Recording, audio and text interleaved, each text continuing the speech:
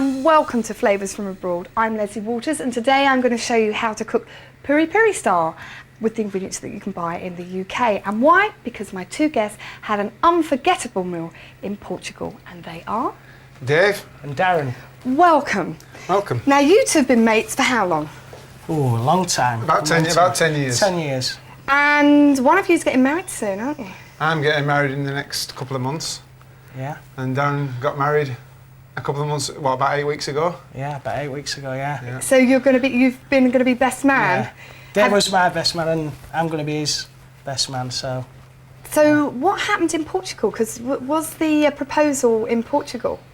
Well, basically what actually happened, we arrived in Portugal and we'd been travelling all day, so we were quite hungry, and we walked into this restaurant and we saw this fabulous dish, and we thought, oh God, we must have that. So we ordered that straight away, didn't we? Yeah. And I think Darren had been sort of building himself up to asking Nicola to marry him for a while. And I think it was... after we'd had that meal, wasn't it? It was just after the meal. And the wine gave you a bit of Dutch courage. Probably, yeah. Oh, that's fantastic. Well, I hope you got a mean speech lined up for this guy. Yeah. Because he did a bit of a mean one for you, didn't he? Yeah, he did, yeah. It was brilliant, yeah. So. What was the meal that you had? Do you remember? It was chicken piri-piri style, and they sort of separated. They had rice, and they also had, I think, a few fries at the time as well, didn't they? Well, there are no fries today. Well, we're glad of that. But there are puddings. Oh, nice. We're going to do those later on. But first, the rice. This is a baked rice and is sort of buttery and delicious and finished off with olives and herbs. And to start with, you need to fry off some onions until they're really golden brown in butter. Then add your rice, and this is just long grain rice going in here. And we're just toasting the rice in the butter and the onions. Now, Portuguese food is a real sort of mixture of sort of Mediterranean food. You've got a little bit of South American there and African with the spices. And it's a real sort of mix of cuisines. Piri-piri normally means a sort of hot, spicy sauce, which was that how you had it? Yeah. Yes. Good, that's a relief because I got that bit right. I think it was hot and spicy anyway. And the spices that I'm going to use in the piri-piri sauce, we're going to use some paprika and some coriander, and we're going to put lots of chili in the chicken. Right. Yeah. But back to the rice. It's just toasted off a treat there. That is now ready to pour over boiling stock. We're using chicken stock here. Just add that, must be really hot, straight into the rice. And there's a little bay leaf in there that's going in too, which is going to give it a lovely flavour. Lid on, and as you can see, because the stock was boiling when it went into the rice, it's come up to the boil almost immediately. And that's really the most important tip about this dish, that is before you put it into the oven, the contents of the pan must come up to the boil. It's really important. Lid on, and then into the oven for about sort of 17, 18 minutes until the rice has absorbed all the liquid and is ready. So let's just put that in there. Back to the chicken. Now, apart from lots of proposals on holiday, you've got some lovely photographs here. Let's just take a look at those. Barbecuing in Portugal? That doesn't look like barbecuing. It doesn't look like Portugal to me. Where's that? That's actually my moving in party into our new house in the summer, and I was sort of coordinating the barbecue whilst Darren was assisting, because Darren used to do a bit of butchery. Darren used to be a butcher. Oh, right. And it's Darren, as you can see, it's Darren's chicken legs with some spicy sauce. I would never have said that about Darren's legs. I have to say, what is it about men and barbecues? Whenever they don't want to cook all year round. I bet you do you cook at all actually at home? I know where the kitchen is. Well, that's good. I don't know what it is about barbecues, but my husband's the same. The minute he's out there, he's turning the chicken over. Yeah. Suddenly, loads of washing up to do in the kitchen, and who gets to have to do it? Always me. Back to the chicken. I'm only joking. Actually, I'm not. It's quite true. Back to the chicken. So we've got some big chicken breasts here, with the skin on, because the skin is going to help to base this chicken and keep it gorgeous and moist. Cut into the chicken quite deeply. Now, there are two reasons for this. One is that it'll look really pretty when it's cooked, And it'll also help the heat go through the chicken to cook it quickly. The other is that it will help to get the flavours into the chicken, which is what we want to do. So cut it quite deeply and then into your dish, and have a mixture here of some paprika, chili, garlic, lemon. Lots of lemon going in. There's not too much garlic. Oh, there's lots. You've got a hot date tonight. Squeeze that over. Olive oil going in. You sort of make a sort of dressing. It's a marinade, really. Mix those together. Get your pan hot. Now, you can either grill this or you can griddle it and then finish it off in the oven. Don't griddle. If you're going to use a griddle pan, don't griddle the chicken for the whole time in the pan, as you'll find it will go quite dry, especially if it's a really large piece of chicken. And then take that mixture and just go all over the chicken, like that. Scrape every morsel out. And leave it for a couple of hours if you can, in the fridge, and then turn it over so it really sort of gets covered in that marinade. Get your pan good and hot. And here's some chicken that's ready. We've turned it over a few times there so that it's really sort of sucked up all that marinade there. Okay. Pan hot, just check that it is hot. What you can do is just put a tiny bit of garlic in there and see if it sizzles. Right. And that tells you that it's there. Lift your chicken up, sort of rub all that marinade in that chicken there. Cook it breast side down first. Now I hope you're watching, boys, because I shall be asking questions later. So this would be actually quite good to put on your barbecue. Yes, absolutely. But do be careful with things on the barbecue, because actually somebody gave me a really good bit of advice about barbecue cooking, especially as far as chicken is concerned. Often people put chicken on barbecues when the barbecue is too hot, and it tends to char on the outside and still stay pink on the inside. So really turn the heat down on your barbecue or move your rack up. But you can cheat and start the chicken off in the oven so it's nearly cooked all the way through, and then transfer it. That's going to go in and really sear off. I'm going to just pour over. I can't waste this marinade. Going over there. Give my hands a really good wash. So did you have any sort of anything happen to you while you were away in Portugal? Yeah, one or two things really, where we had a really, really good holiday, but sort of went in a karaoke bar one night where the place was absolutely empty. And we got up there and did a couple of songs, and for some unknown reason the place the following night was quite full, so the guy wanted us back time and time again, really. Right, so, did you charge him a fee? We should have done, yeah. Could have been a new career there. Yeah. I have to say, I've never done karaoke. I've never had the guts to do it. But Neither had Darren up to that point. have you been drinking lots of wine by any chance? Yes, Well, we have. obviously to get rid of the spices from the peri-peri chicken. Yes, you know. absolutely. It gets very thirsty. Yeah. You get very thirsty when you do that. Did you drink any port while you were out there? Not whilst I was out there, no. Because obviously, port from Portugal, and I did promise you a pudding. In fact, I've got two puddings for you to try. And this one is Strawbridge, sort of soaked in port. And here they are. And to do that, you need lots and lots of port.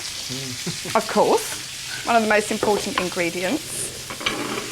You need some sugar, just to take the edge off the port, and some strawberries. And then just put the port and the sugar. I'm just going to add a little bit more, seeing as... You put plenty in it for me. Yeah, I thought you might say that. And a little touch of sugar. It's had some in there already. I'm just putting in a touch more. And then just turn your strawberries in the mixture.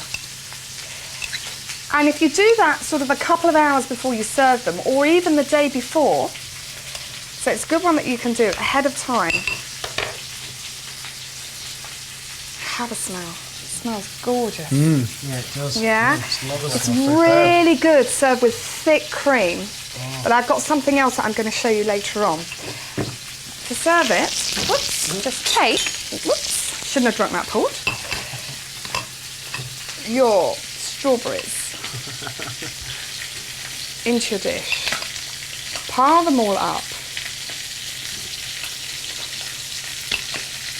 into a big dish. Now, I like to serve these on crushed ice because port is quite a rich drink. So what you can do is crush some ice and just spoon. There we are, I can do that now. Your strawberries and port onto the crushed ice and then just pop a few little extra strawberries on. And then you can try that in a moment, not yet. Back to my chicken, which needs flipping over, and we're going to transfer it off into the oven for about sort of 10 minutes until it's cooked all the way through. We're going to see you in a moment. We're in Portugal, so we'll see you very soon.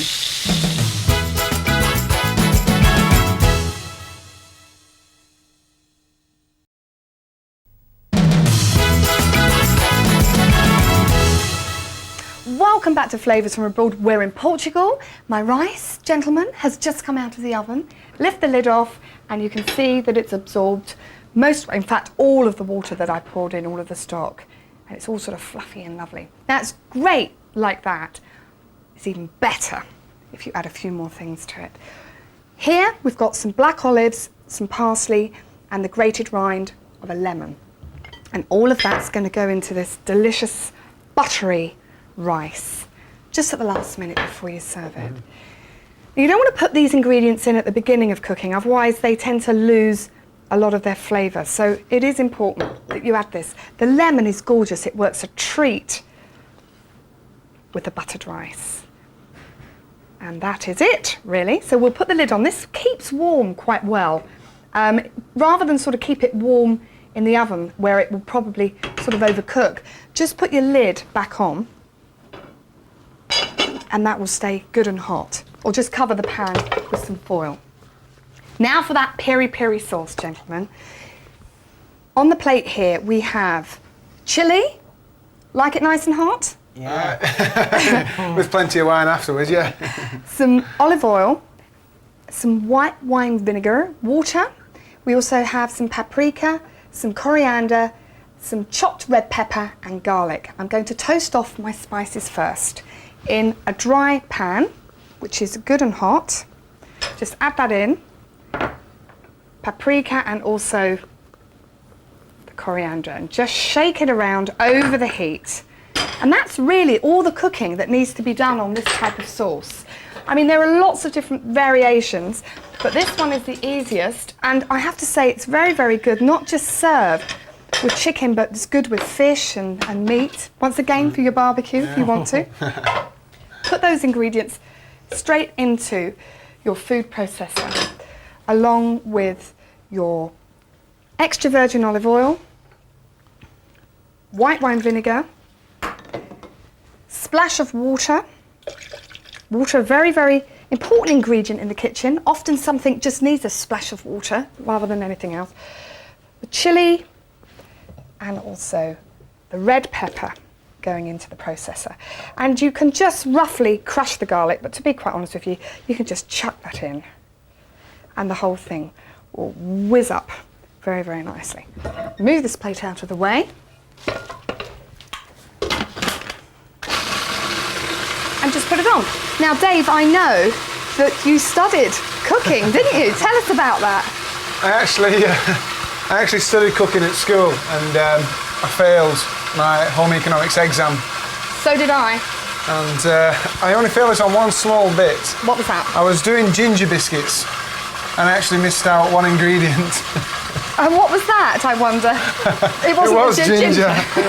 It was stuck in it. I opened back up my tin after I'd finished everything, and I realised I'd left the ginger inside my tin. And I thought, oh no, there we go. I started a different career. The thing is, when you're under stress and you're nervous, you do forget things like that. So do you do any cooking at home now, apart from the old barbecues? I don't. I think Darren, do you do any Darren, cooking? because you used to be... sometimes, but to be honest, with work and everything, it just tends to be more convenience food more than anything else. So. But you used to be a butcher, didn't you? Yeah, a while ago now. So I know how to cut it up, but not necessarily how to cook it. Who actually does the cooking in your house, Lesley? Who do you think does the cooking in my house? Me. Actually, my other half does the ringing up of the takeaway. Yeah, sounds like us. No, he does 3 dishes really well. Tuna and pasta, mushrooms and pasta, and the other night I came home and he cooked a risotto. So I was dead impressed. He's a very good cook, he just doesn't like washing up. Now back to this. Now this will have a real kick to it, and I'm just going to check that it has got a good kick. Wow. Great. Chicken is nearly ready in the oven. So I'm going to take this off here, and it's nearly ready to serve. So it's quite light, yeah? It's quite light and simple, but lovely. It's got a lovely bit of heat attached to it. Onto the pudding. Here we have what I call a sort of almond and orange pudding. Almonds being used quite a lot in Portugal, and they do an awful lot of sort of baked eggy puddings, but this one is sort of like an iced, creamy almond and orange pudding. First of all, take some almonds, and if you just put them onto a baking sheet and dust them with a little icing sugar. And then put them into a hot oven or under a grill until they go golden. What happens is the sugar caramelizes, yeah, and they just go this wonderful colour. Put them into a dish, just kind of sort of break them up a bit and let them cool down. Now I want one of you to do me a job. In fact, Darren, I think it's going to be you. And you better get it right, or else I shall slap you down. I want you to grate the zest of an orange. Okay. It's quite important that you don't go down too far so that you get the pith, because that's quite bitter. And if you do it on that part of the grater, just go around there. Okay. We're going to make the pudding. So, whipped cream, lightly whipped. Don't over whip it, and it's best not to do this with an electric beater, because I find that if I use an electric beater when I'm whipping up cream, I always overbeat it, because by the time I've figured out how to turn the thing off, the cream is overbeaten. So much easier to use a whisk, especially if it's not for very much. And you want to just get it just so it's just will hold its shape, which is about there. How are you doing with that orange? It's fine. Yeah? It's looking good. Lovely, thank you very much. And then just take your zest, and if you hold a pastry brush with the bristles, you can then just brush your zest off. Yeah. Otherwise it can be a little bit difficult. Just brush it off. And can you smell the orange already? And that's just the lovely orange oil coming from the zest there. And if you really want to get the flavour of oranges and lemons in your food, it's really the zest that gives it that wonderful smell.